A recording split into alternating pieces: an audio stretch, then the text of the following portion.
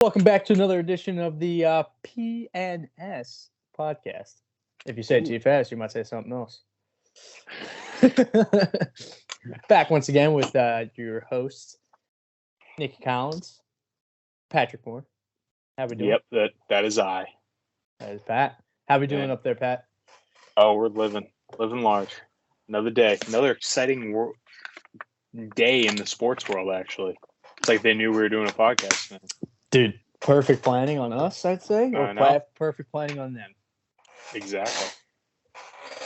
Worked out perfectly, in my opinion. We had a lot to discuss, and we also have to go over some games that had occurred over the weekend and last night, and everything in the NBA that's going on, especially in the tri-state area, especially in our regions, concerning those two teams. So let's just dive right into it since we have a lot to cover. Which one do you want to start off with first, Pat? What's on the forefront, even though he's a snoozer? The Browns versus the Cincinnati Bengals. Now, on paper, Bengals were probably supposed to blow out the Browns since the defense wasn't really clicking. However, the Browns decided that they have a stud as a running back in Nicholas Chubb out of Georgia U. And he ran all over that AFC title defending champs Cincinnati Bengal defense. Jacoby Brissett, your boy. The GOAT. Played lights out, in my opinion. Had a couple, that one interception, but it was really like there was a lot going on in the pocket collapse there. But overall, it was a snooze fest, but it was a good game, I think, for the Browns, considering everything that's surrounding their franchise and their team at the moment, and especially this season with who they have coming back in Week 13 against the Texans.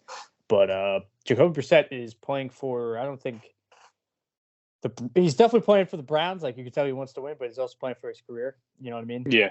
Like, he's kind of got that Fitz magic run to him, in my opinion. Like, he could definitely come in and be like a stout starting quarterback if your quarterback goes down. Like, somebody you would pay like at least $10 million just to be your backup in case something happens. Exactly. It'd be worth it, you know? And that's honestly, it's kind of a good job to have, because a lot of these days, if you realize it, like, you're seeing a lot more quarterbacks go down. Now, you don't know if that's from a preventative standpoint from the franchise or player standpoint, but I mean, like, back maybe 5 years ago, even, like, you wouldn't see these many quarterbacks going down. You're seeing a lot more year of the backup quarterback. Saw it last year, and like, you see all these guys emerge, and the stories are just great to hear all of them. So, but yeah, I mean, Jacoby Brissett, proud of him, good for him. I think it's crazy how one game really changes the trajectory of like one team's season. You know what I mean? Like how everybody's shitting on the Browns going into it, and then all of a sudden it's like, oh crap, the Browns might actually take the North, because the North is still so wide open. Like, the Steelers are the same record as, or they have the same record as the Browns, but still at the bottom of the division. But it also feels like the Ravens may not be so legit, the Bengals may not be so legit down the stretch, and who knows how, if like the Steelers can get something going with Kenny Pickett. It doesn't seem like it, but considering what they did today, but and same with the Browns. Like, the Browns have pieces. They just have to build around what they just did last night, I think, and attack. Also, division rival game, so you can only take it with a grain of salt, because everybody in the division always happens. Like, you see with the Patriots and the Dolphins. You see like Jets, Bills once in a while, Bills, Dolphins. Like, it's usually have your gotcha in that division type of thing. The coaches kind of know. But yeah, what else do you want to talk? What game you want to talk about, Patty? Hop on what you were saying, but Jacoby Brissett, if you're telling me, you obviously they just traded for whatever their franchise quarterback, who I personally think should not be in the league, but you're telling me the perfect ideal situation, he's going to lead your team to be in contention when you come back, that star quarterback coming back, and you're in the contention for a playoff spot. I think that's perfect. I think Jacoby Brissett perfectly has done what the Browns wanted to. 3-5, not the best record, but you're in contention. Your division kind of sucks, so you're in contention, and that's all you need to be. He's done his job. I'm very happy the Browns this year, because I'm a big Nick Chubb guy. Love Nick Chubb. They finally realized that Nick Chubb's the guy. Hell yeah! Like, Kareem Hunt's different balls. Like, he's great running back in his own right. But they finally realized Nick Chubb, like ground and pound. Like years before, they just always did 50-50 carries between the two. But Chubb would always just be the guy. And now this year they finally turned to him. I love it.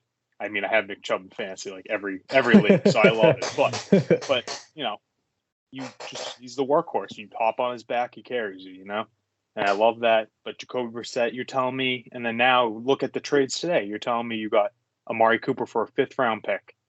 And look at the year he's having with Jacoby Brissett, who I love Jacoby, big Jacoby guy when he was with the Pats. But he's catching balls from him, and he's performing. He's having a great season. Hell yeah! And it's like, yeah. But for a 5th round pick, and you're telling me Chase Claypool, you had to trade a 2nd rounder for? Nah, that's a steal. So I like what the Browns are doing. I don't think what's getting talked about enough. Joe Burrow this year, he's losing to some bad teams. Is it him though, or is it the team? Because I don't know. Coming into this game, though, he's supposed to be the guy. He was finding his rhythm. He was finding his rhythm. He's supposed to be the guy. Right. Supposed to be the guy. Was that a 1-year fluke? Just everything was everyone was getting hot at the right time. Everything was clicking. Because I know for a fact that defense last year, they were playing out of their minds. That was not what their defense was actually. True. But it's almost like if you look at them a year ago at this point, at this junction, week 8, no one was thinking about the Cincinnati Bengals. That's true. You know what I mean? Nobody was really expecting much. You really only get expected to do stuff when you get put into that playoff position type of thing. Everybody kind of said, all right, 6-7 win team, maybe 8-9. No one expected them to even go 500 last year. Oh no, I think they were doing as low as 2-3 wins. Some people were projecting. Yeah, exactly. They really, especially with Burrow coming off the injury. Mm-hmm. They played with Moxie all the way through to the end. But it's also a different team too, coming into this season. Although, they lost CJ Uzma, the tight end, to the Jets. They rebuilt this offensive line, but the offensive line hasn't really been looking stellar. Lyle Collins, I think they got Kappa too. So it's where is this offensive line where you're supposed to protect your franchise? But Joe Burrow and even Jamar Chase, they were cooking the past couple of weeks. They were playing lights out, and Chase comes down with an injury. So I don't know. It's hard to tell. I think it might be a little bit too early to jump off the Bengals bandwagon to start questioning them, but it's definitely something to question because the Browns defense this whole season up to that game was not that good. Yeah, exactly. They were struggling, and they were even without Denzel Ward last night. So it's what I don't know. Joe would be something may not be clicking in the offense for Joe to sling it how he was, but yeah, and I think it's too soon to hit the panic button though. If they lose another 2, and that was an in-division game, so that's going to come and bite them, especially when everything comes bottlenecking towards the playoffs. Those division wins are going to mean a lot more later than now. But that's true. Yeah. But definitely, I can see what you're saying, though. I think they lost week 1. They lost the Steelers in week 1, but it's another division game. All right, so they lost the Cowboys, lost the Steelers, Cowboys, beat the Jets. Cowboys, but that was Cooper Rush. Yeah. Oh, no, they've actually beat Steelers. Are you sure? No, Tua was out. He was out that week, wasn't it? That was a Thursday night game. That's when he got hurt. That's when he got knocked out. Okay. Well, that's not really beating him then. Yeah, it's true. What was that? Third quarter, second quarter? That happened. That was in the first half. Yeah. Beat the Saints. Beat the Falcons. They were on a 2-game. Ravens is a good team. That's understandable. I mean, I tell you what, though, man. 3 division losses already this early on. Yeah. To each team. Mm-hmm. That's not good. That's really not good. They have not won in their division. Oh, they beat the Saints, beat the Falcons, beat the Dolphins, lost to Steelers, Browns, lost to the Cowboys. That's crazy. Dude, it doesn't get easier for them. They got Titans, they got Chiefs, which the Titans are starting to play well. Yeah. They got the Patriots, Bucks, Bills. Patriots, they could easily beat us. Bills, they have Ravens again. Yeah, it's a tough schedule, man. That is a tough schedule. Are we looking at them being the 7th seed, or if not even in the playoffs? Yeah, that's like, possible. All right, this is week 8. Like, we'll dive deep more into more of the games that happened, but like, this is where everything starts to emerge of like, who's legit, who's not legit. Like, you'll see the teams fall off after the bye week, see teams emerge after the bye week that are struggling. So it's like, now this is when like actual football matters, in my opinion. Because like every team that could be 4-4, 3-5, 5-3, vice versa, like it doesn't matter. Like now's the time when teams emerge. Like another game that we can talk about is the Eagles versus the Steelers. You know, not much to talk about, but just the fact that the Steelers put a beating on the Steelers like that. You remember when the Steelers were 11-0 until they lost their last 5? Mm-hmm. And then when the Cardinals were 11-0 and then lost their last 5? Yeah. Getting those vibes from the Eagles. Yeah. Love what they're doing. Love what they're like. This, it just feels like that. Like just a regular season team. Just a regular season team. But their win against the Vikings looks so much better now since the Vikings haven't lost since that loss against the Eagles on Monday night. So that's true. Maybe I'm wrong, but I feel like we've just seen this year at like past 2 years with the team that has such a I mean, the Steelers was kind of surprised, but like take the Cardinals for example, like they were such a promising team with a young quarterback. Weren't really expecting much, but we're expecting, okay, they're supposed to be 500, a little bit above 500, but not like Jalen Hurts really lighting it up now. So it should be interesting to see how their season goes, considering now is when tough football matters and see who's the real deal. Temperatures get colder, gets colder, tensions get higher. Yeah. Yeah. And Jalen, we're not going to – this team is very untested, especially – well, they're going to probably make the playoffs, but once they make the playoffs, they're a very untested team. And not much experience on that roster, so especially with Jalen Hurts. So it could be a one and done for them easily. Yeah, very well could. I mean, who they have coming up? They got Texans, Commanders, Colts. All right, those 3 winnable games. Yeah. Packers, Titans, Giants, 3 tough games. It's tough. And then they have. But if you really think about it, if you look at this Packers team right now, they should kill that team. Yes. But agreed. I feel like we all feel that Aaron Rodgers is going to turn it around at some point.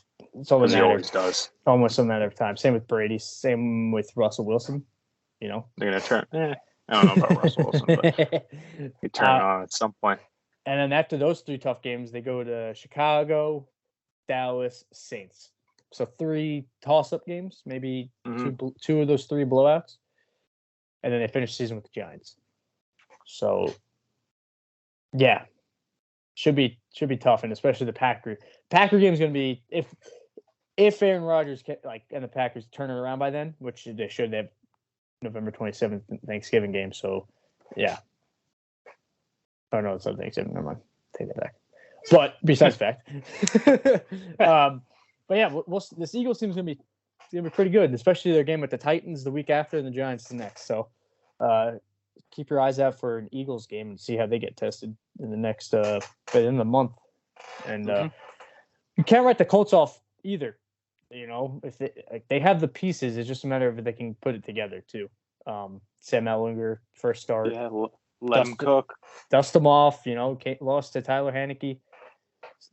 Snap open a cold one. Sam Ellinger. That's it. Another game that was very fascinating this week, surprising too, Carolina and the Atlanta Falcons. That back and forth battle for the top of the division, which is pretty crazy because if the Panthers won that game, they were about to be the number 1 team in that NFC South. So tensions were high. And you could tell it had that playoff atmosphere, man. Like these guys are actually playing for something because they knew the stakes. Yeah. But it was just like Atlanta was just a better team. But I caught the highlights and then watched a little bit of it when it was in overtime because it was before the Giant game. And even like Mariota threw an interception that was like, all right, that's the game. Like, just kick it home. They were at the 23, and Eddie Pinito, wide left, did that twice. The DJ Moore penalty after the touchdown with the helmet taken off, which I still don't think should have been a penalty. Yeah, exactly. Yeah, that was a bad call. Yeah, that was rogue.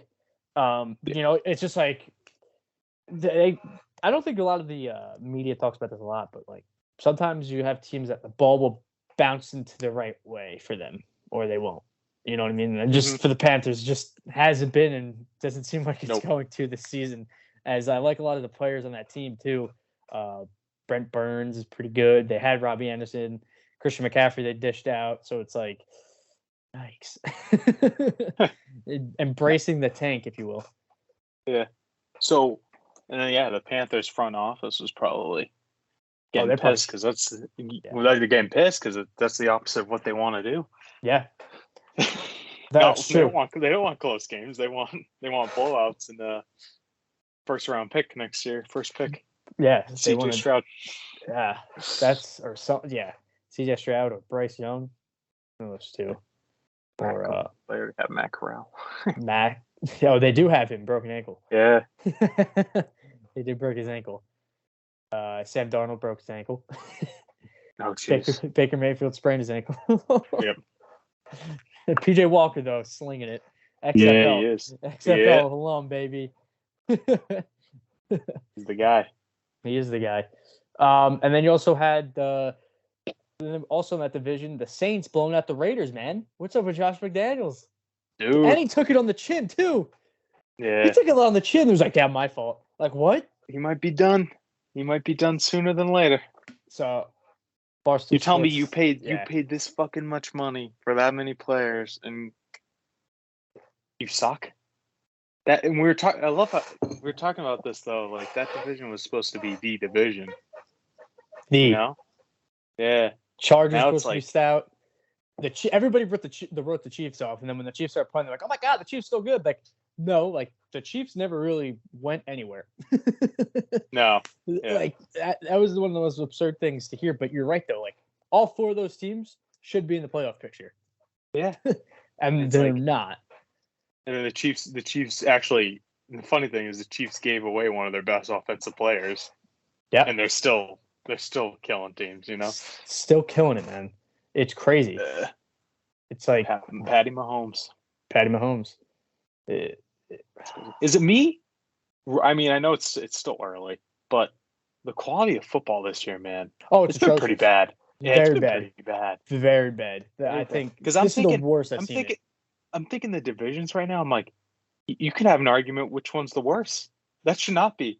There should be a clear division where it's like that one's the worst division. But there's an argument.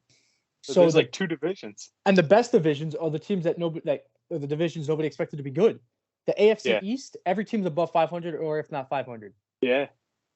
Bills 6-1, Jets 5-3, Dolphins 5-3, Patriots 4-4. Then you go to the AFC West, everybody that's supposed to be good. 4-3 is the Chargers, 5-2 is the Chiefs, and then after that, 3-5 Broncos, 2-5 Raiders. Jesus. And it's same with the North. One team's 500, the other team's 2 games above 500, everybody else is below 500. Yeah. Same with the South. The South is bad. You just have the Titans that are at the lone. Like you're right though. It's like which one is the worst division? Yeah. We could make arguments on on those like 3 bad divisions. Which one's the worst? I don't know. That's just the AFC. Yeah. And then you go to the NFC. The NFC South. Horrible division. And then you Bucks, Saints, Panthers, and Falcons. Yeah. Falcons sit up top at 4-4. That's probably that might be the worst division, but yeah. When we should readdress week 16, 8 weeks later, we should say, all right, which one's actually the worst? Yeah. This is our mid-season review. Yeah. Even though there's 2 more weeks after the fact, but I like even numbers. Yeah. But even the NFC North though, like Vikings are 6-1. After that, everybody's below 500. Yeah. Like if you think about it, the Lions are 1-6, and say I don't think it's going to happen, but say the Packers lose more and the Bears lose again, the Lions could be fighting for the number 2 spot in the NFC North. Hard knock legend. Yeah, for real. It's just you're right, man. I don't know. What do you think that's attributed to? Preseason. Everybody just taking a different approach to the game now. with their bodies. I think preseason. That might be. Yeah, preseason, because now it's like, you think about it now, like it's like, all right, if you didn't do a preseason game at all, now you're 2 games behind everyone that did, and then but that was the majority of the starters, so it's like right, 2 games in the season, you're like, oh, okay, now I'm ready for now I'm ready for the season, or four games in the season, right. There was a stat, I think, first 3 weeks of the season, where it was like quarterbacks that sat in the preseason, all of them are like 0-3 or like 1-2, something like that. Like they didn't have winning records. All the quarterbacks, like Bucks, Broncos, Chargers, all those teams. Chiefs, I think they lost their first. Oh no, sorry, their second week. So it's wild to see. Like, crazy. Like, and this was the one off season too, where everybody was like, "Just give me the best like football ever." Mm-hmm. You see all the superstars going everywhere, and the coaching moves, and all the hypes that you had in these playoff teams coming into the season, or late towards the end. You know what I mean? Like everybody's excited to see the Raiders come back, Bengals come back, and they've kind of been duds. And exactly. Yeah. Same with the Cowboys and Eagles. Those 2 teams are back, but those teams are exceeding expectations when everybody was like, "That NFC East is kind of open," you know. Mm. So yeah, it's interesting. I wonder if it's going to turn around, or the any given Sunday mantra is really like being put to use week in and week out. You know, it's hitting this year, definitely for sure. Yeah. Because it's like you could see teams fighting the needing a win for a playoff berth and losing because of the quality of football to a team that really is a lesser team. And that's fun football, in my opinion. Yeah. You know, like the underdog story, playing spoiler to. That's the whole point of March Madness, pretty much. Yeah, exactly. And I think that's what the NFL wants. Like, I think early on, the NFL was like, "Oh, this is not good," because every primetime game has pretty much been a snooze fest, besides like 1 or 2. But now you think about it, it's like, man, it's kind of fun because the underdog story. Everybody loves the underdog story, especially like football fans, like Rudy. Any Given Sunday, the movie. Yep. You know.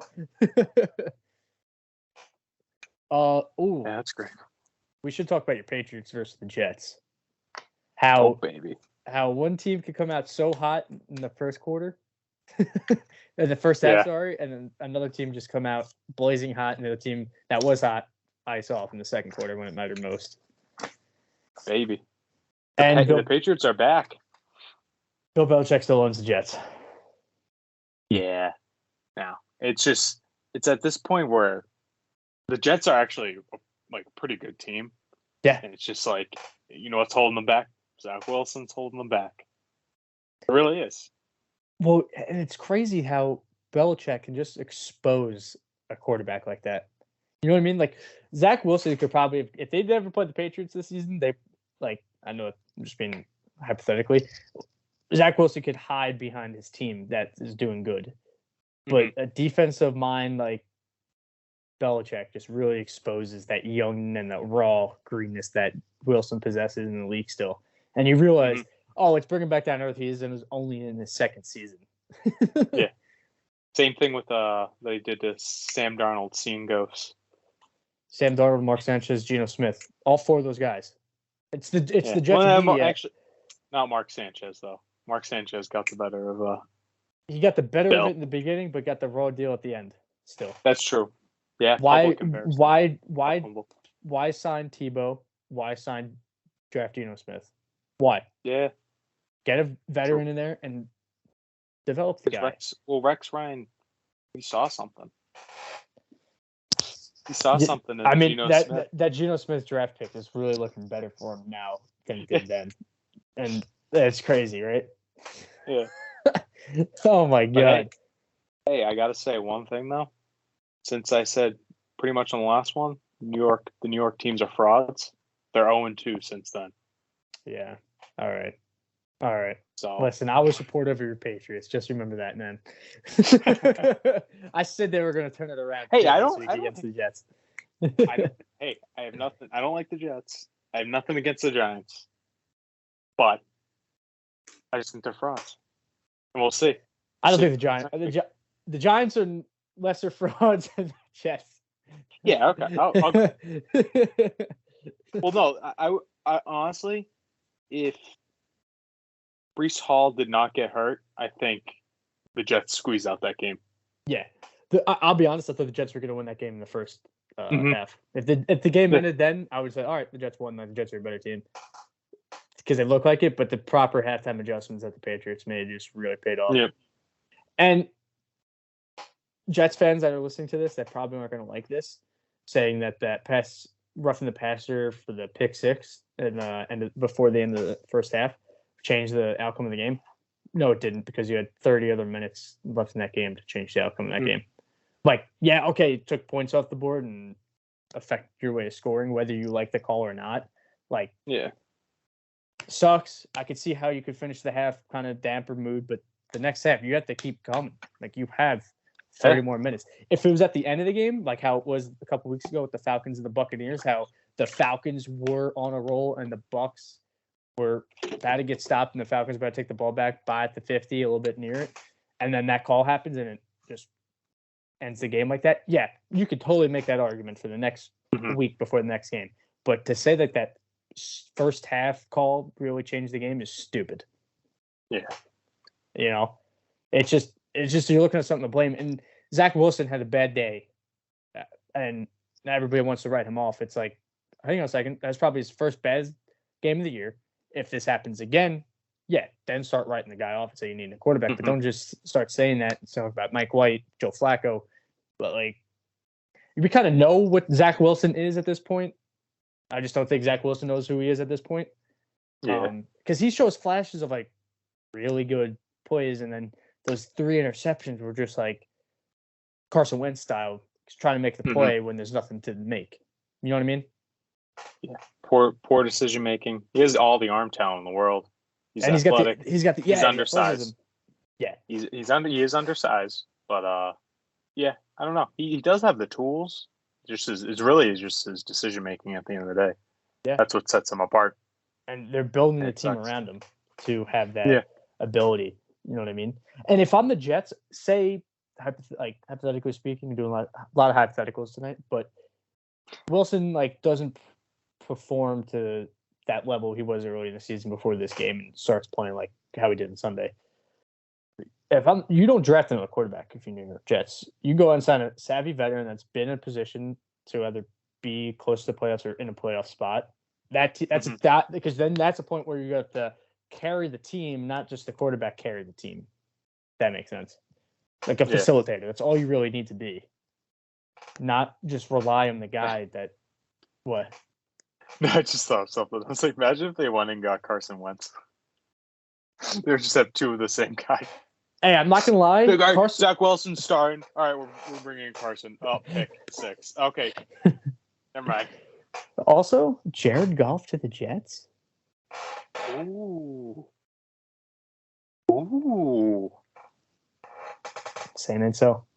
Just say it. Just remember when that happens, or if there's talks about it, you heard it here. P&Ns Podcast. Say it 10 times fast. Yeah, penis. Penis podcast. Oh, jeez. Yeah. Actually, I actually don't. I like that fit. Don't hate it. I don't hate that. He's not going to make dumb decisions. And then you could, you got and then probably do Jared Goff for a little bit, maybe hold on to him 2, maybe 3 years. 2-3 years, yeah.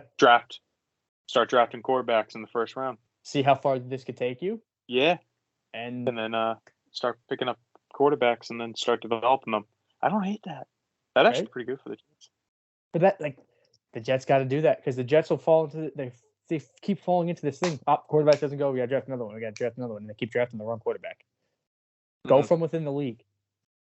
Then build around that team with those slower picks. That makes sense though, because the Lions at what point? Why are you holding on to Jared Goff? Like, he's not going to take you. He's obviously not going to take you to that next level. He's proven it this year. He's not going to take you to that next level that you need.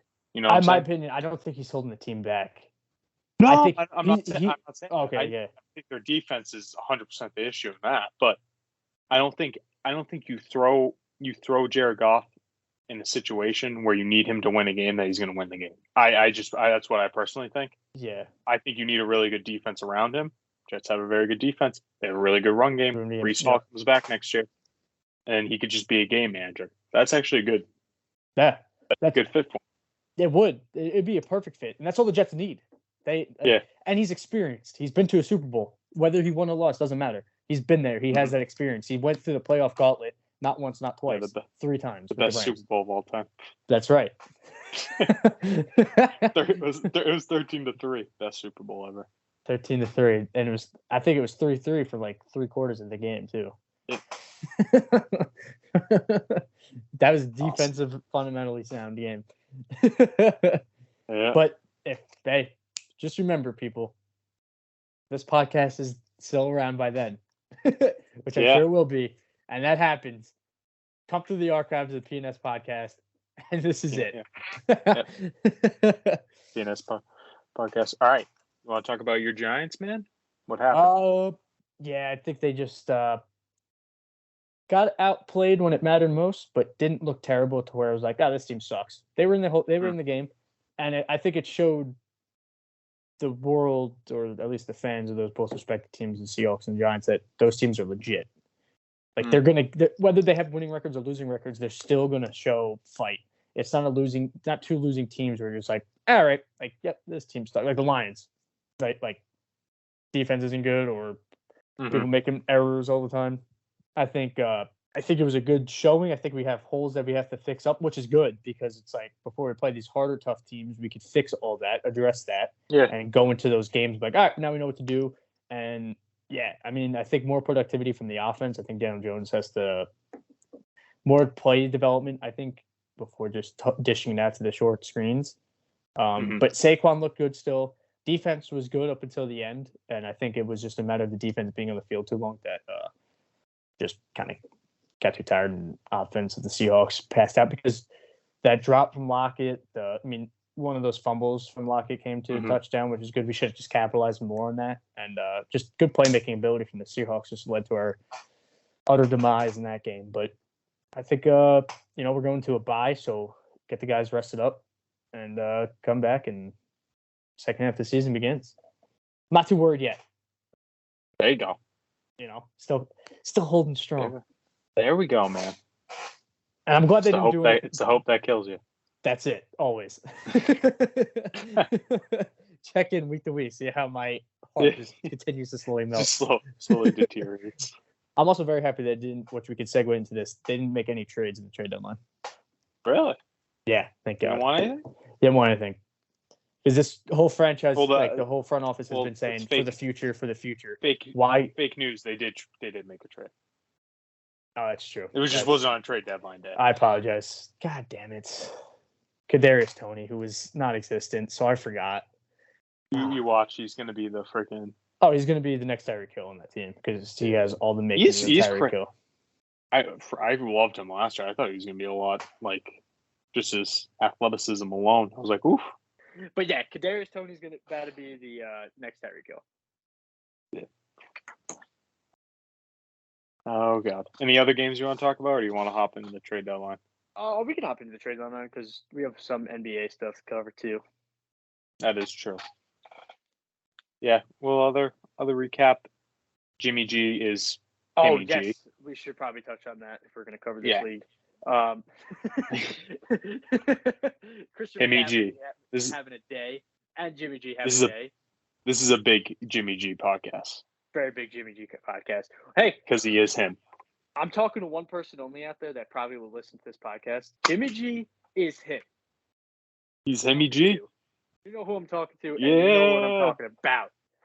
Starts with an 8. I'll say the name. Hey, this will be the true test if he actually watches this. Yeah, that actually will be a true test, because we're in the middle of the podcast. Yeah? You're a fan, man. Fan Jimmy G podcast. Yeah. We'll have you on. We'll have you on if you want. We'll have you on for a couple minutes to do some banter, and we'll shut you down. We'll show the world why Jimmy G is Himmy G. Yeah. And why he's going to bat. He's the Bay Area boy. Mm-hmm. Mccaffery, not Himmy he, but he. You know what I mean? It's crazy. It's crazy though that like after one game, I did see a lot of people are like not writing Christian McCaffrey off, but we're like, oh, he's not going to be that good because of Jimmy G. Yeah. And then you see that fucking game where he literally does everything. It does everything. Like, well, it's like, oh, maybe he actually just needed like a full week with the offensive playbook to, Some chemistry. Yeah, to capitalize on, stuff. And like, if you think about it, Christian McCaffrey is the perfect running back to have behind Jimmy G. Oh yeah, for sure. You know what I mean? For sure. And you could tell San Francisco is going to the basket because they traded Jeff Wilson today to the Dolphins. Mm-hmm. They're like, we don't need you. What is with the Dolphins? Love getting former 49ers running backs. Mike McDaniel knows how to work with them. That's why. Well, this Mike, yeah. You know what I mean? Who saw that?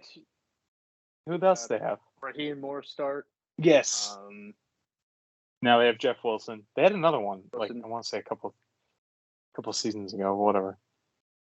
They have a different. Chase Edmonds was on the Cardinals. Chase Edmonds was on the Cardinals, right? They traded him away. Cardinals, yeah, they traded him away to the Broncos today for Bradley Chubb. But it's Christian McCaffrey, first player since 2005. LaDainian Tomlinson. Crazy to think 2005 was that long ago.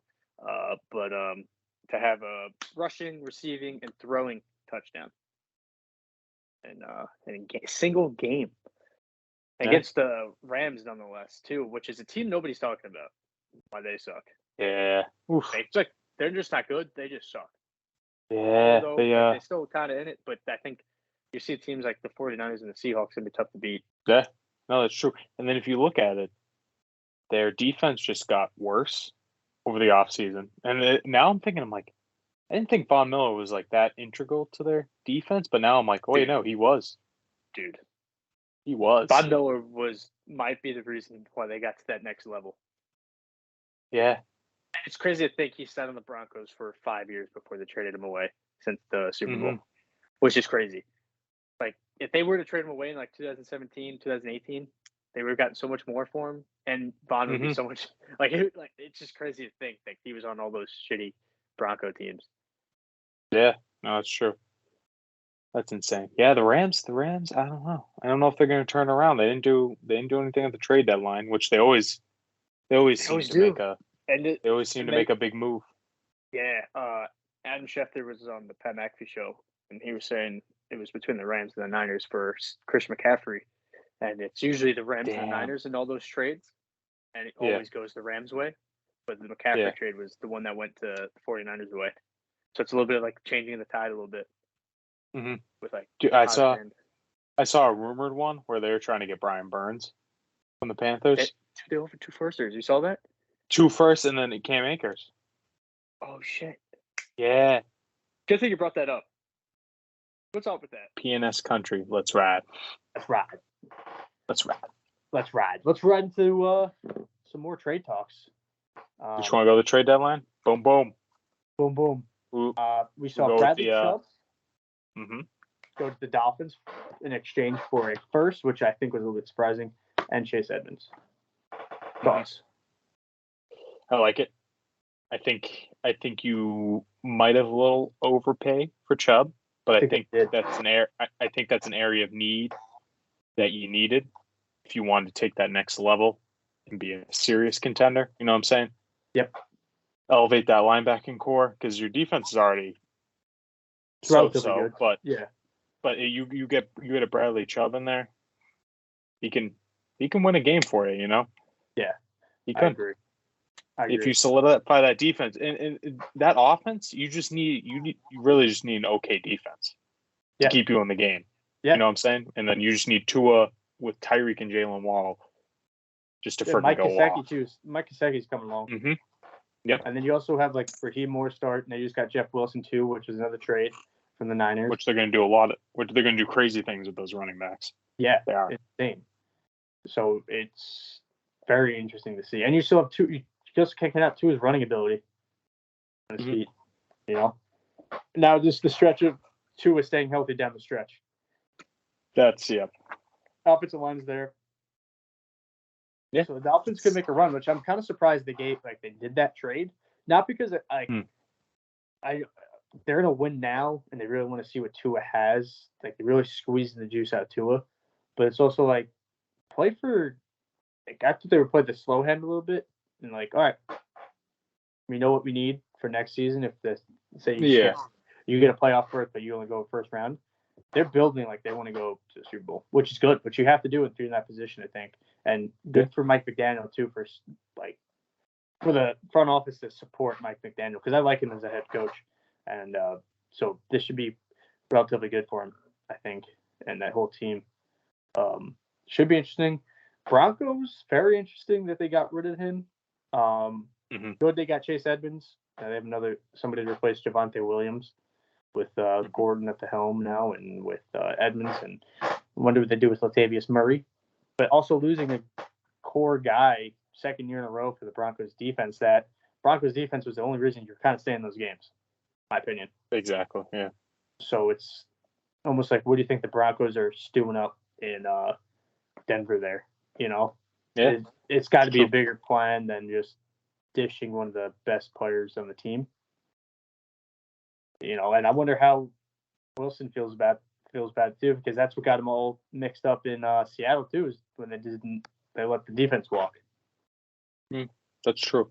I will say though, Denver, they are very good at drafting defensive players. Yeah. So I don't think I think they're a little more like, all right, we'll just pick up someone in the next draft. You know, because their defense is still solid. Like their secondary is still solid. That's actually a very good point because Bradley Chubb's on his rookie deal. They don't have to pay Bradley Chubb, and they got a first. And they weren't. They pretty much swapped back what they got for him first round. They used the first overall, like how much he was, the first pick to first round for another first round, and something to attribute to their offense now in Chase Edmonds. The Broncos fleece Miami. Maybe we'll see. We got to see what that first round draft pick actually is. You know, that's true. Before you come out of it, do winners or losers. Yeah, that's very true. Sam on the defensive side of the ball, just going up towards I-95 a little bit in the DMV area. But the Ravens traded for Roquan Smith. That was kind of a shocking deal. I thought they were. I knew I had a feeling Roquan Smith was going to get moved somewhere. Yeah, and that's why I think Miami thought they were going to get Roquan Smith, and then once they didn't get Roquan Smith, I think they jumped to Bradley Chubb and had to overpay a little bit. Yeah, just to secure it, right? But interesting. I thought the Ravens would try to help Lamar Jackson out because kind of the area of need in that is like maybe a wide receiver or another playmaker on that offense to, really take that team to the next level to being a contender, but they didn't. They got another linebacker. Yeah. But Roquan Smith's no joke, so that defense is going to be pretty solid with him. Should be. My only thing is Ravens are good. Lamar Jackson is the heart and soul of that team. However, Roquan Smith at the end of his contract is going to be a free agent, and Lamar Jackson looking to get paid. So you trade some draft capital for a guy that's going to probably walk because you have to use the franchise tag on Lamar. But probably aren't really known for doing business like that for what Roquan wants. Yeah. So it should be an interesting play on that, I think, long-term wise. Short-term, I think that helps him out for this season to at least limit them to the playoff spot and maybe make a run at it if they get everything going. But I still... Like Miami, you can look at that roster and be like, okay, they got a shot. The Ravens roster, I don't see that. I'm like, that Roquan Smith doesn't take you to that whole other level that you need to get to, It takes you to the level you're at. Yep. And helps Unless you like Lamar would have to be MVP Lamar the rest of the season, like to get that team to the next level. So we'll see. See how it works out. That move was kind of just weird. Very weird move. And the more I think about it, the more everything transpires week by week with the Ravens and Lamar Jackson, it seems like it's just going to be a bad breakup. Yeah, it could be, yep. So that's something to keep an eye on if you're a Ravens fan. Yep. And then he goes to the Patriots. Oh! Hey, if you're a Jet fan, everybody's saying Lamar Jackson's to the Jets. Yeah. Hey, Patriots have a lot of cap space next season. Yep, that's very A true. lot of cap space. So do the Falcons. A lot of cap space. We'll see. And then, what's the next trade? We got Claypool. We can go from Roquan Smith's former team. See what they did. Yep. Chi-Town traded for Chase Claypool to get him out of the Steel Town city. Chase Claypool gives another boosted weapon to Justin Fields. I think that's going to be lethal. Yeah. See, I'm not a huge Claypool guy. I'm really not. I think he's good, but I saw people comparing him to Justin Jefferson. No. Yeah, those are two different players. Yeah, no, not even on the same level, not even the same conversation. Yeah. So I don't think. Do I think Claypool? I think he's going to help Justin. I think him. Actually, Darnell Mooney might actually benefit off of that too. But I don't. Again, I think it's a good wide receiver for a young quarterback. So hopefully, down the line, you're like, oh, that was the move that really took this offense to the next level. But we'll see. I'm not a huge Claypool guy. I don't know why. Yeah. I just have a weird feeling about him. That's kind of how Pittsburgh fans are feeling about him too.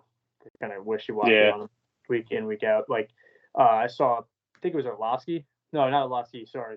Yeah, it was Orlovsky. You know how he does those things on Twitter with like breaking down the film. It was like Claypool is just not running the correct. He's not running quarterback-friendly routes. Mm-hmm. You know what I mean? Like he could have. Sorry, I was actually watching the game, not Orlovsky. Got to give credit to the people. He ran like a similar slant route, but just ran it so lethargic and didn't go up more than he should have to get open. And it almost resulted in a Kenny Pickett touchdown interception. So it's like, yeah, hopefully now that he's on a new team, realizes he has to earn his spot and hopefully he gets a sprout of nourishment with Justin Fields' relationship. But yeah, and honestly, Steelers didn't really lose much considering they're not planning to do anything this season big. So I think they're planning for next year, get some draft capital, dump a player who's probably going to be asking for more money than they deserve. And, so I think both teams kind of fared out on that one. Yep. And got anything? What was the other one? There's one more, right? Another big one was the T.J. Hockenson. T.J. Hockenson, who Detroit, Motortown, not the best weapon on the line. That's what I learned today. Back to the best. T.J. Hockenson, best weapon in the division. Weapon. Minnesota Vikings. T.J. Hockenson is now the best weapon in the Vikings. Oh, geez. No, well, actually. So what do you think of that trade? That's a big trade. I like that. I like that for them. It's going to be the question with that team is how far is Kirk Cousins going to take you? Yeah. Because you have a very good tight end, which makes that trade, if you really look at it, kind of makes sense. Detroit wasn't going to pay him that money next year, so you might as well get something for him. Herb Smith Jr. just got hurt 8 to 10 weeks. Plug him in. That's a huge upgrade, in my opinion. Yep. Huge. Yep. And then TJ Hockenson, a solid blocking tight end too. Exactly. He's an Iowa tight end. That's where they breed. That's their butter. Yeah, the bread and butter in that tight end. Really is. Look at Dallas Clark. Yeah, and then George Kittle was Iowa, right? I think so. Yeah, pretty sure. Hawkeye. Okay. But yeah, no, I think that's great. I think that's going to be another weapon that Kirk can use or not use. Yep, Iowa. To get to him. Once it's a primetime game, we'll see how he does. Yeah, that's the thing, right? Like we've seen this Kirk before with the same exact team. Dude, imagine this. Imagine if you're a fan of a team and you were telling me your two wide receivers are Justin Jefferson, Adam Thielen, tight end is T.J. Hockenson, and your running back is Dalvin Cook. You'd be like, oh my God, I got it made. But then you realize, oh, Kirk Cousins is my quarterback. Kirk Cousins is your quarterback. Yeah. Shout out to Kirk, though. That dude knows how to make a living. Oh, yeah, he does. Those contracts, dude. He does. He does. I will say he does get a lot of hate Too much. He's actually a pretty good quarterback. I think he's But he's definitely a top tier, like 2 quarterback. Is what I'm saying. Second tier quarterback. Tier. Yeah. I think you could make the argument. You can make the argument top. Yeah, tier 2. If you maybe tier 2, tier 3, but top 10. Because you think about it, he's been consistently good. I'd put him in top 10. Yeah. Put him in top 10. Ooh, top 10. How many quarterbacks can you name better? If we're talking this season right now, how many? This season right now, gun to the head. Mahomes, Herbert. No, Herbert though. Like, yeah, Herbert. Not this season. Maybe last, but not this year. Mahomes definitely. Aaron Rodgers, you have to. Yeah. Tom Brady, you have to. Who else? Matthew Stafford, no. Matthew Stafford has been not mid this year. No. Joe Burrow. Toss up. Lamar Jackson. Josh Allen, definitely. So you have Brady, Rodgers. Dak Prescott. You can't say Dak Prescott. You can. No, not this season. You can't say Dak Prescott. No, not this season. My bad. No. Can't say Dak Prescott. Kyler. That's a toss-up, too. Jalen Hurts. You can say Jalen Hurts. So that's 6. So you got Cousins. Allen, Jackson, Mahomes, Brady, Rodgers. Who'd you just say? Hurts. Hurts. That's 6. Jared Goff? It's tough. Jared Goff. No, you can't say that. Yeah. You can't say any of the New York quarterbacks. No. Except Josh Allen. Can't say any of the NFC South. Well, Tom Brady, but Tua. Just every time Tua. They're undefeated every time he's on the field. That's true. You can say Tua this year. You can't say Derek Carr. No. Definitely can't say Derek Carr. Jimmy G. Yeah. No, you can't say Jimmy G. I love Jimmy G, but you can't say Jimmy G. Yeah, dude. Kirk Cousins is top 10 quarterback this year so far. He's top 10 quarterback. This season, he's a top 10 quarterback easily. The season's not even over yet. He clears it. Yeah, he does. Even if you put Herbert in that, that's still only 9 and he's 10. Yeah, still. You can even flip flop too. 9, 10. We're getting a lot of shit for this. I'm just gonna let you know that, but that's okay. Oh. But that's who we know people are listening. We're talking about this season, how it is right now. We're not talking about career. We're talking about right now. If you really want to go that route, I wouldn't put Brady in there. Yeah. No, that's true. You may not even put Rodgers in there. Yeah, you can make the case for Rodgers as well, yeah. So if we're doing that, my top 10 quarterbacks, Allen, this season, Allen, Hurts, Jackson, Jackson, Mahomes. Oh yeah, Mahomes easily. And then Kirk might be a top 5. Fuck, dude. Tua, that's 5.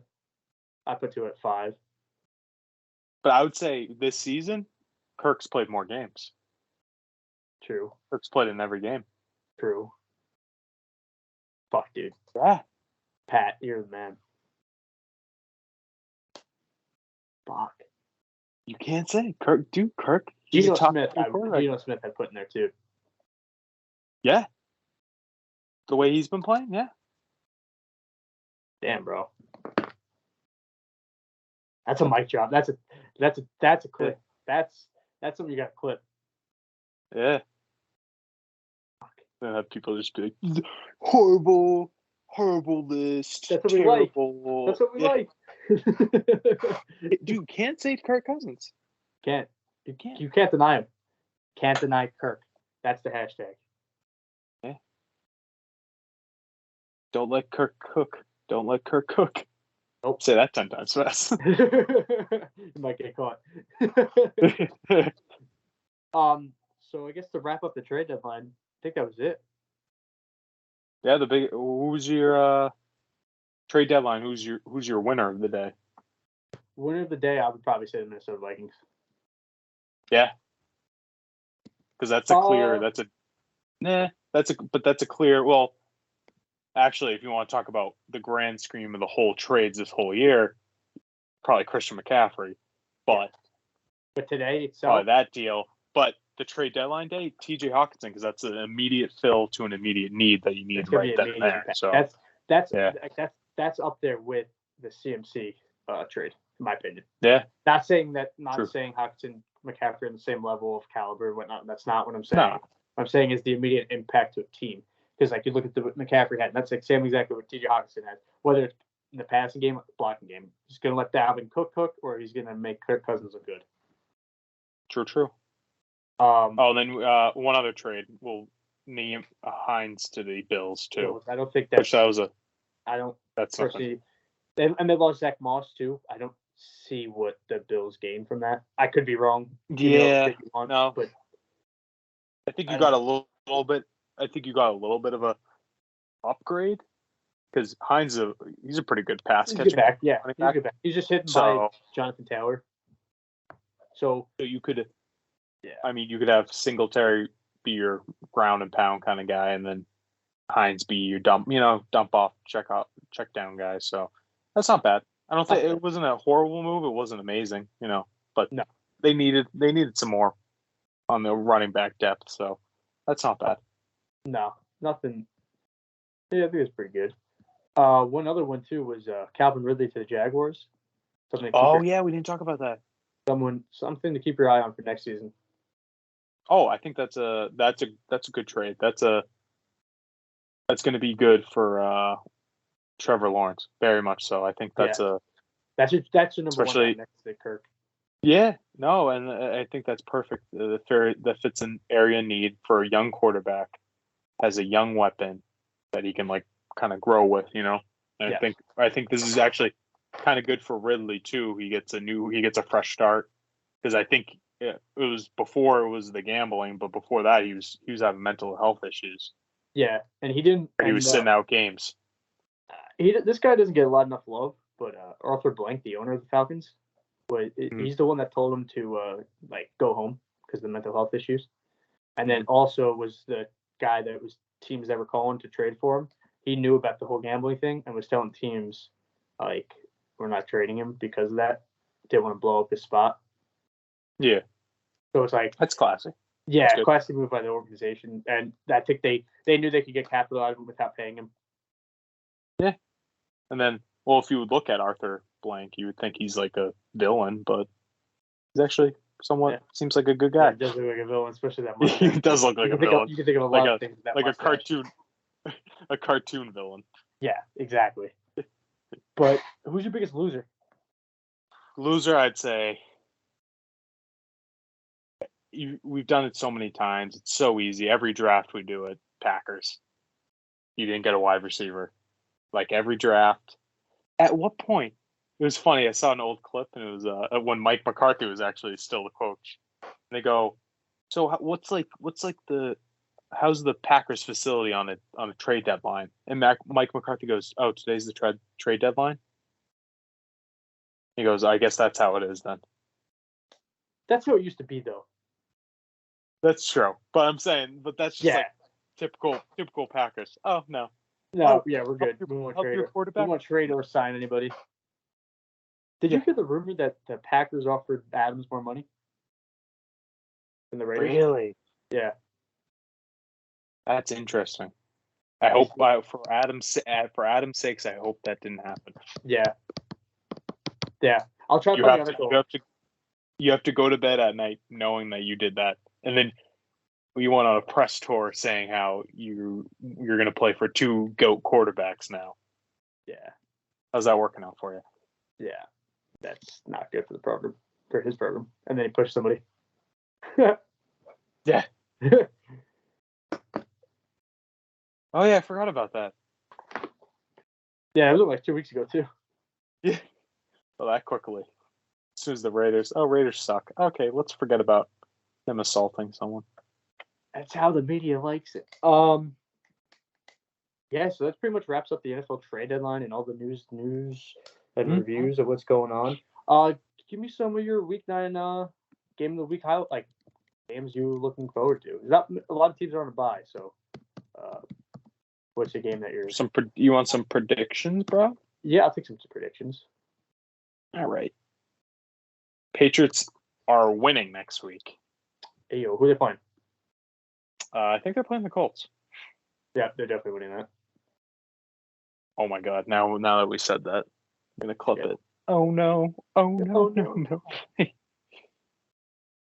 Oof! Oh, these are some bad games. Texans, Eagles, Texans. Poor Al Michaels, man. Colts, Patriots. Packers, Lions. That's a good game. Chargers, Falcons. That's a good game. Bills, Jets, I think might actually be a good game. Yeah, depends on. Oh, holy shit, dude! All right, hot take, dude. This might be the worst fucking week of the year. Yeah. Dolphins, Bears, Seahawks, Cardinals. That's gonna be a banger of a game. Yeah, it's gonna be a fun game. Rams, Bucks. That has potential of being a banger of a game, but because they're both not playing, they're not both playing up to potential, so it could be a close game. Vikings, Commanders. That could be a banger too. Chiefs, Titans, Sunday night. That's a good game. Although Chiefs probably blow them out. This could be the worst week of the year. Saints, Ravens, dude. Because you have so many teams on a bye. I'm not gonna lie. You want to hear something that might be a bold prediction?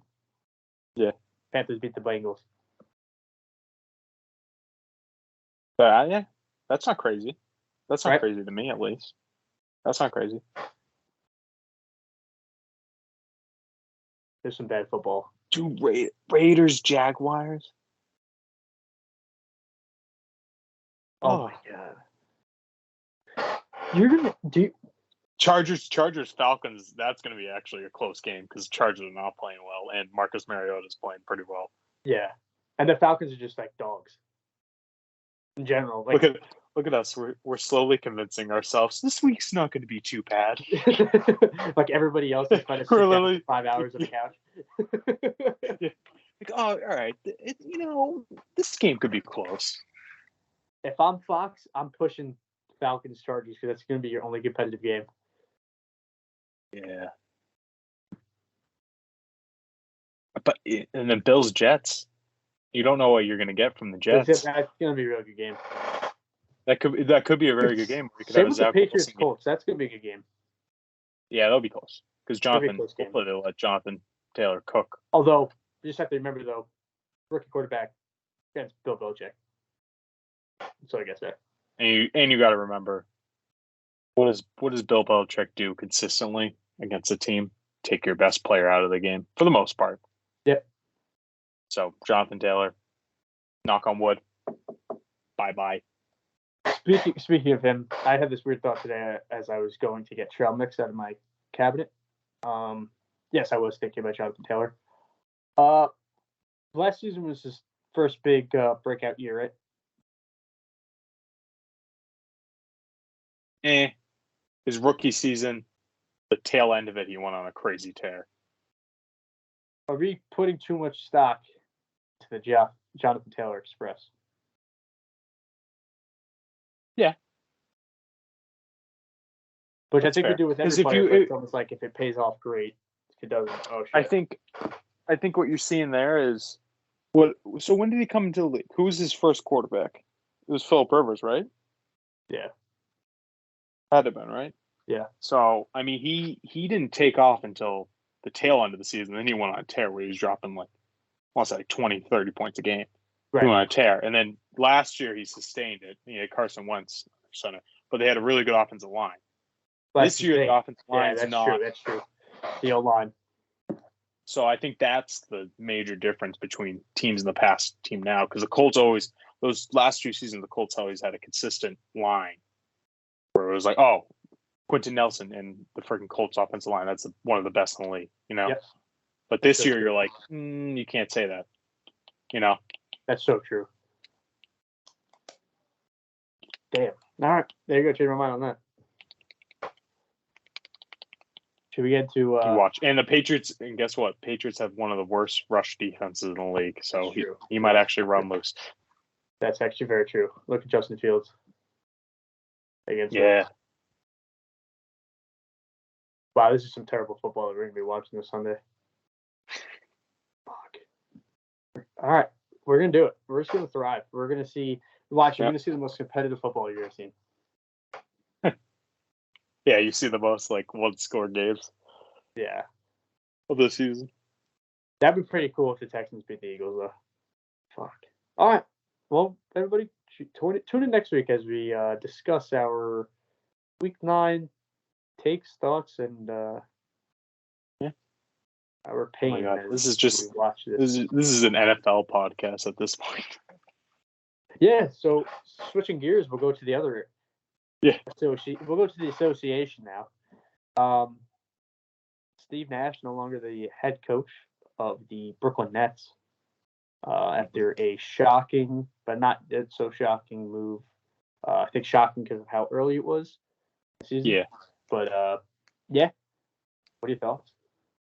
Kind of like it's I love it. I don't like the Nets. I don't like Kyrie, KD. I don't hate what he did to the Thunder. Not the biggest fan, but it's funny. You had a really good coach in Kenny Atkinson originally, and that's what took the Nets to a playoff team. And then they came in, they insisted we want our coach, so they fired him, a good coach. And then you brought in Steve Nash, who was unproven, didn't really do much. And it's like he always failed for it's been 3 seasons, always failed to make adjustments late in games. And he just doesn't it just wasn't a good coach. And then it's just funny that oh my God, I'm combining them. KD and Kyrie chose this coach and it didn't work out. And it's like when is a NBA owner or whatever who's running the team going to realize maybe I get we want them to like the coach, but maybe the players should not be making all the decisions for the team, you know? I get you want to attract the superstars to your team, but at what point are you going to be like, okay, no, we want this coach because he does this, not because you want him. We want him because he does this, you know? Right. It's the same thing. It's same thing it's in the NFL too.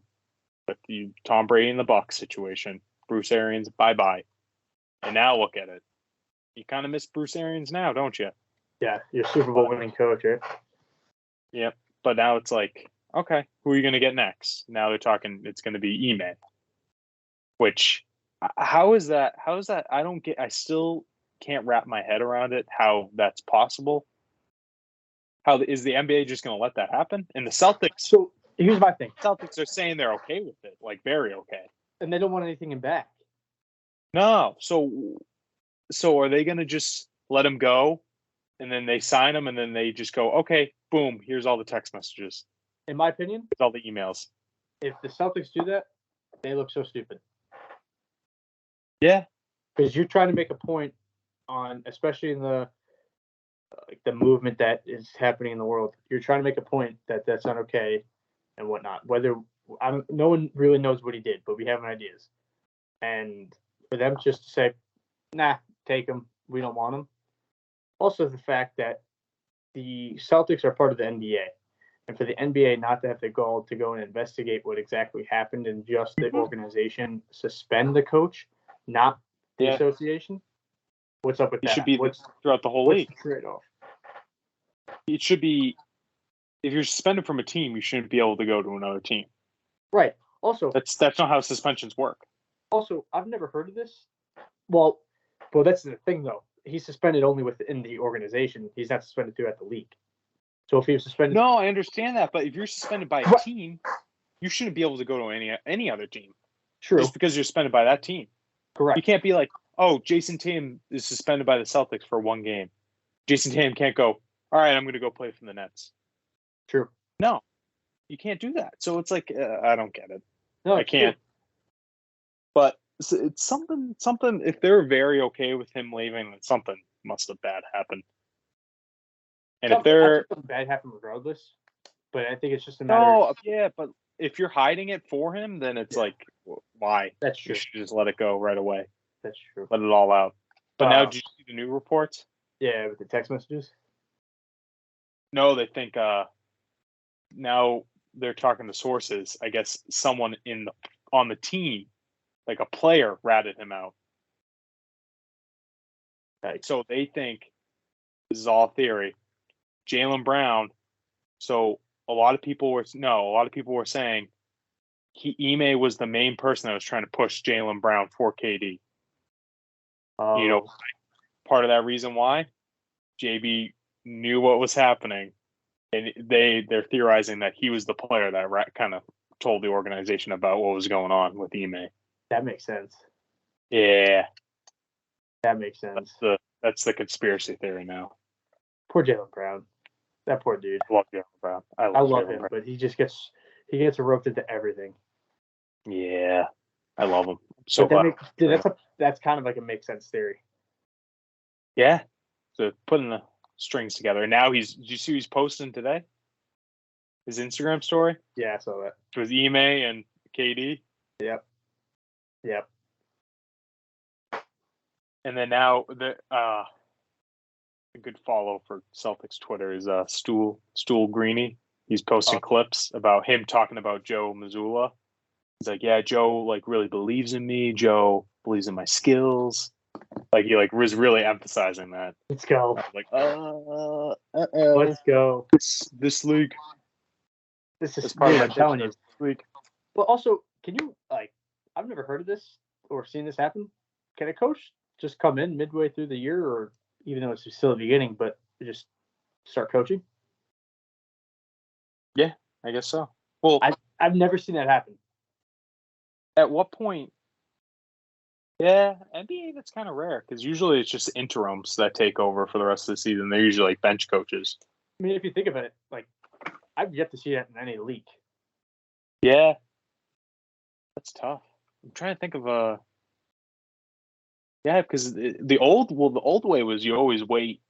Yeah, you always wait till the end of the season to can someone, or you wait until like if you're a bad team and you're not making the playoffs, then you fire them. You know what I'm saying? Yeah, no, it's true. But it's never been like this, like early. Now we see a trend where it's like you struggle even like this much, you're on the hot seat. Bye. I agree. I think it's going to be interesting if they. Well, did you see that press conference? I think it's Steve Marks who had it. They asked him if he already had hired the coach, and he was like, "No, absolutely not." So I think like Thursday they'll probably announce that they've hired him. Yeah. This league, man. It's gonna be interesting to see, especially if the Nets can. Them playing against each other. That's gonna be good. That'll be some good television. It's gonna be really good. And you kind of hope that now that you kind of hope the Nets are in the conference finals with the Celtics. That just adds it so much better. Like playoffs in general, it's fun, but like a conference chip on the line as well as all the working beef. Something else. You have the Nets are like the ultimate heel now. They're gonna be the ultimate heel. Oh yeah. You got Kyrie digging his own face too with KD. Yeah. And now with everything going on with Kyrie KD's probably the most likable person on that team. Yeah. Which is surprising. Ben Simmons is afraid to play basketball, which is surprising. Yeah. And Kyrie it was funny. There's a clip, and Kyrie actually made a really nice pass to Ben Simmons, and then Ben Simmons passed it. Shoot the ball. Shoot the ball, Ben. Oh, that's so bad. That poor guy's never going to recover. He's I feel bad. I do actually. I hated Ben Simmons in because he was a 76er. I didn't really like his attitude. Yeah. But he got that after that. Whatever they lost the final. What was it against the Hawks? I want to say. Yeah. Not the finals, but in the playoffs, he got a lot of shit for that, and it's like no one talked about anyone else about how they just played poor defense. It wasn't all his fault. It was just that one where he should have took the layup. And he passed the ball instead. And, that just, ruined his whole career. And then, the 76ers didn't even back him up either. That just, that can ruin a player. And then he went to that practice. Now. Yeah. Doc sold him out on that one, too. Yeah. People are saying he might get fired, too. Like, no. I don't know. He's safe. He's safe as long as. But at what point do you say, all right, Joel Embiid, see you later? You can't. Can't do it yet? You look at it now, you're like, you're so far into trust the process now that you kind of have to stick with Embiid. Yeah, but as long as he when is the process going to work? I know. You know what I mean? Like, you have James Harden, so that. Hopefully this is the year where, like, they can put it together. James Harden wasn't really in last year, mentally, physically. Maybe this year they put it all together, but then, like, at the same time, it's like the East is always wide open. The East is always Think about wide it, open. dude. The NBA could be very different if Kawhi Leonard with the Raptors didn't hit that three. Yeah. This league would be different. 76ers would be in those finals. The 76ers would have played. Do you think they beat the Warriors? Yeah. KD gets hurt KD's still. out. Clay gets hurt too. That's not playing well. Mm-hmm. And the 76ers were playing good basketball too. Yeah, they were. Yeah. What's up with Clippers? How they doing? They're solid. Yeah, they're going to be. You're not going to see the true Clippers until you get to the playoffs because they're going to be just load management all season, especially with Kawhi, John Wall. Yeah, so you're not going to see the true them until like when they start pushing for the playoffs. You know, in the playoffs. Bucks are 6-0. That's crazy. The Bucks are always a fucking solid team. Yeah. Crazy. They don't even have Chris Middleton back yet. No. Basketball's just starting up too, so it's not that many storylines coming out yet. Also, it's pretty funny the Jazz are still good. Yeah. I love the memes where it's like with Danny Ainge in the crowd like this. Yeah, he's just like you have to hit like to take the lead 3. Yeah. He's just like no, guys, this is not what we're supposed to be doing. Let's stick to the original plan. Fucking A. That's awesome. Man, they'll tail off. They're just hot right now. Yeah. Always. Same with the what's that team? The Cavs. Huh? Same with the Cavs. Cavs are 5-1. No, Cavs are gonna be good. Cavs dogs? They got friggin' they got Mitchell. Mitchell. Yeah. Mitchell. They got Darius Garland and they got Evan Mobley. And Kevin Love. Yeah. Oh yeah, Kevin Love. That's true.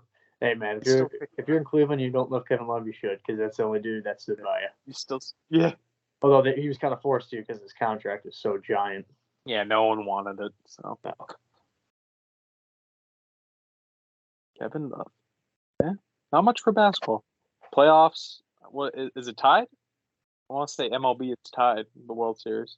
It's 2-1. Phillies won tonight. Oh really? Yeah, Phillies destroyed them. Yep. So you got that, and then I don't watch much hockey, so hockey. A lot in hockey. Not really. Islanders won tonight. Rangers won tonight against the Flyers in overtime. Ranger fans, if you're watching this is on Tuesday, but Ranger fans should be happy with their Flyers. But the Islander fans on a 4-game winning streak. Dude, holler at your team, but also Pat Beantown. Yeah, you got your. I think the Bruins only lost like 1 or 2 games this year so far. They were supposed to not be good. Yeah, and right after we recorded the first podcast, when we were talking about Marchand, next day he came back. He came back, yeah, and won. He had like 2 goals. Speaking about Philly, what a year! This is your year to be a Philly fan. Until it's not. Philly's in the World Series. Yeah. Eagles number 1. Yep. And the 76ers are going to be a playoff team. Yep. And then the Flyers maybe. Flyers are not bad. Playing well. Flyers are like the Flyers are like a rebuild, not really, because they got Tortorella, who will squeeze the living hell out of the team to win, but he's building his block. So, but the Flyers could actually be there could be a solid team. So if you go with Flyers games, it's going to be exciting. It's not going to be a snoozer. Yeah. So yeah, no, you're right. It's very true. Wow. Phillies, And this week, I think we have all the World Series games, and then because of Game 3 got canceled last night, now Game 4 I think is being played Thursday night at the same time as the Eagle game, but the Eagles are away. Oh, really? Yeah. Oh, shit. So if you're in Philly, what channel what are you watching? World Series. You got two TVs. Yep. Going at the same time. There. You have to. Cool. Hey, or your Prime Video, you can do it on your phone. Also, yeah.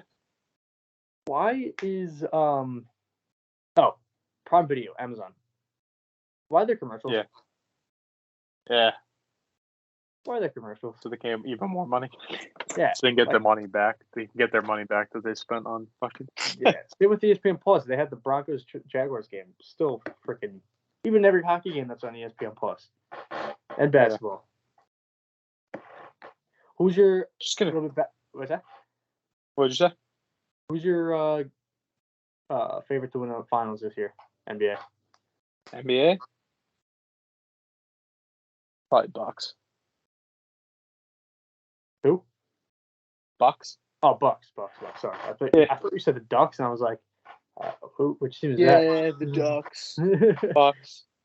Go Real Warriors. Bucks. I think the Celtics have a real chance too. Yeah. So yeah. Clippers. If I'm picking 14 Bucks, Celtics, then Clippers, Warriors for me. Warriors, yeah. I'm with that. I might go Celtics, Sixers, like in the finals again, the conference season. Yeah. Should be. It's still so early though. Like this is the thing. Yeah. Like people, if you're an NBA and if this is your source for NBA chat, come to us in like February, January, late December when we talk about the Christmas Day games. We'll still be chatting about Reed. We got Reed Keller on. Reed Keller's gonna be our point guard man, breaking everything down in the NBA world. And yes, sir. Yeah, I guess I'll wrap it up for episode 2 of the P&Ns Podcast. And appreciate you all listening. If you made it through all the way through this podcast of two gentlemen talking sports. Mm-hmm. And see you all next time. We'll be back. Same place, YouTube, Spotify, iTunes. Yeah. And hit us up on the all the Instagrams, and the TikToks. Yeah, I'm gonna start posting some talks, bro. That's it. I don't work TikTok, so that's our boy Pat Moore. So when you see a TikTok, make sure to shout out P Moore _9.